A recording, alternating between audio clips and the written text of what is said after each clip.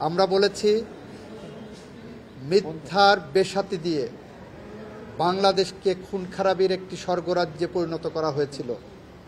Goebbels যদি বেঁচে থাকত তাহলে হয়তো তৎকালীন প্রধানমন্ত্রী আজকের আসামি শেখ হাসিনা ওয়াজেদের কাছে গোয়েবেলস তার হাতে খড়ি নিতে আসতেন, মিথ্যা বলা কিভাবে যায় এবং মিথ্যার উপর পিএইচডি করা যায়।